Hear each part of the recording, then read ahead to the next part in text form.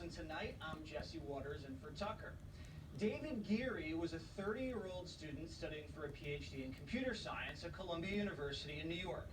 Last night, just before midnight, Geary was walking through Morningside Park, right next to Columbia's campus. That's when, out of nowhere, a man knifed him in the stomach. Geary collapsed and died a short time later.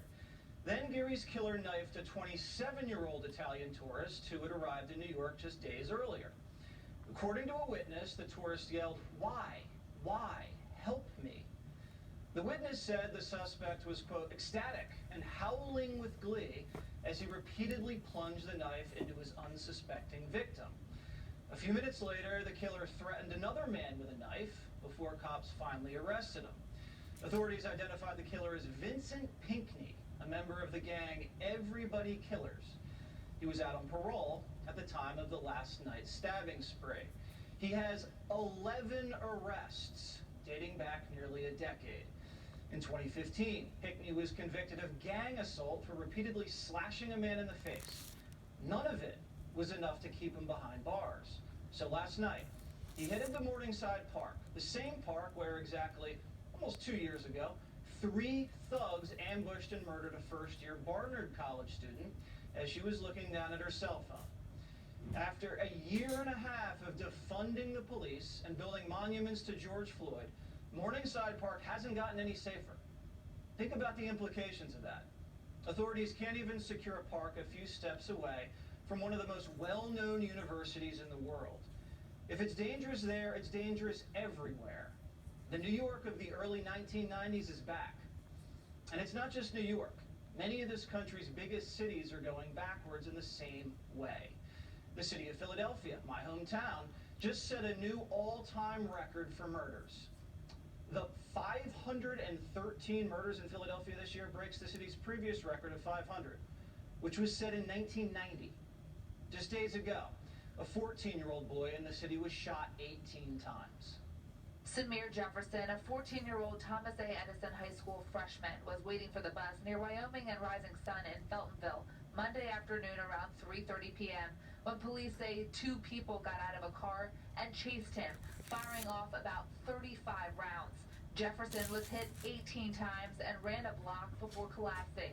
The Rite Aid at the busy intersection was covered in bullet holes Tuesday. This is happening all over the country. Louisville, Kentucky, Tucson, Arizona, and Columbus, Ohio have also set new murder records this year. And with just under 2 months left in 2021, Indianapolis has broken its criminal homicide record for the 2nd consecutive year. Cook County, which includes Chicago, just surpassed 1,000 homicides for the first time since 1994. I've never seen enough housing homicides for the whole 17 years I've been in this office. Cook County's chief medical examiner on the report released by her office with some very alarming statistics. 1,009 homicides to date, which is the highest in 27 years. 156 children or teenaged victims. 96% of the victims African American or Latino, and a 40% increase in homicides since 2019. Several of those homicides have cut down students at the University of Chicago, which was once a hotbed for the defund the police movement. And by the way, an increasing number of these crimes are committed by juveniles, who usually aren't charged as adults. Remember the 2 teenage girls in Washington, D.C., who carjacked and killed an Uber Eats driver in broad daylight? They were both sentenced to juvenile detention until they're 21. They're getting just a handful of years in prison for murdering somebody. Gangs recognize this, and they're encouraging more kids to get involved in the criminal activity.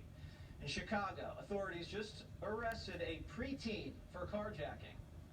The Vehicular Hijacking Task Force arrested an 11-year-old on November 26 for felony aggravated vehicular hijacking.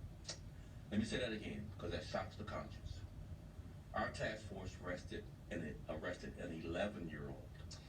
Meanwhile, in St. Louis, shots rang out as the mayor was talking about gun prevention. Oh, isn't that wonderful? My son and I fall asleep to the lullaby of gunshots in the distance every night because I'm the first mayor in over 20 years to be born, raised, and still live in North St. Louis. And it's unfortunate, yes, I heard it, but I didn't flinch because, I guess it's a part of my life now. What's the common thread linking all these cities? Look at who's funding the prosecutors. In St. Louis, Circuit Attorney Kim Gardner's campaign took more than 200 grand from a group backed by the billionaire George Soros. Soros knew what he was paying for. Gardner was open about her desire to stop prosecuting crimes.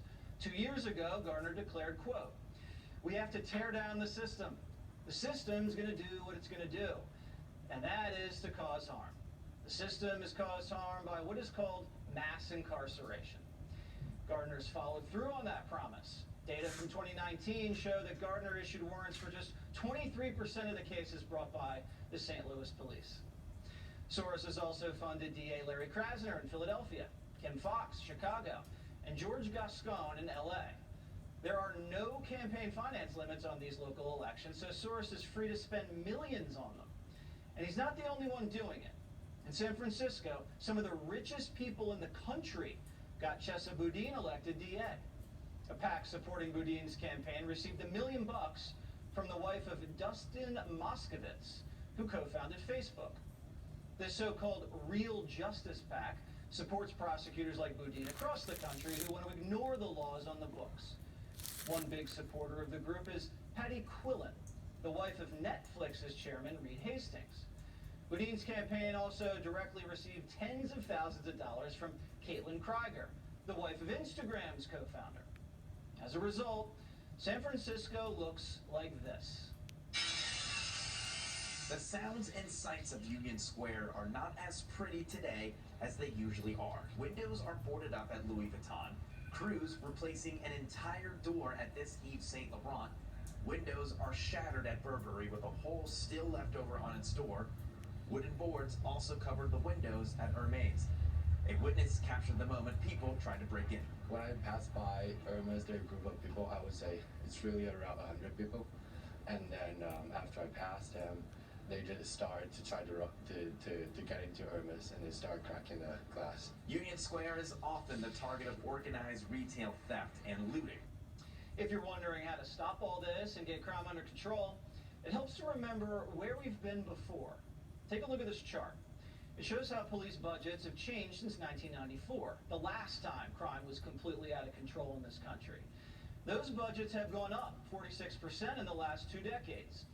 Now look at the effect on homicide rates. They dropped 32% per capita. In other words, increasing police budgets helps. That's proven. But it's not the full solution. Cops can only do so much. You also need prosecutors to punish criminals.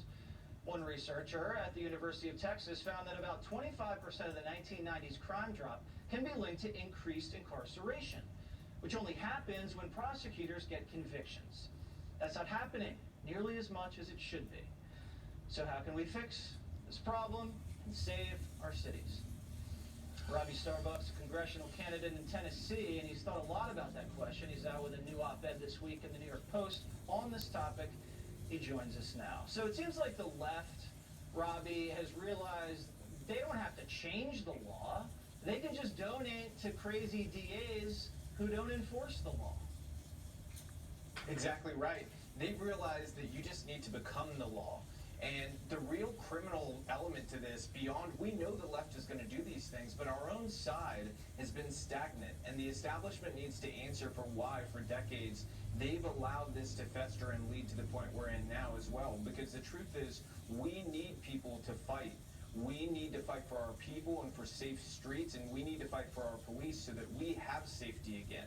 We're not going to have that until the establishment realizes that they need to get to work. And if they're not willing to do it, they need to step aside, because there is a wave of lions who are ready to come in and do what is necessary to fix the problem. They spend untold millions at think tanks. And then what do we get for it? White papers, no action. We need action. We need action-oriented people to take control and to actually strategize to stop this plan from Soros and his other billionaire friends to take over our country and become the law, which means we have no law anymore. No, I'll tell you the strategy right now. There's a little free tip. It's all the deep-pocketed Republican donors out there.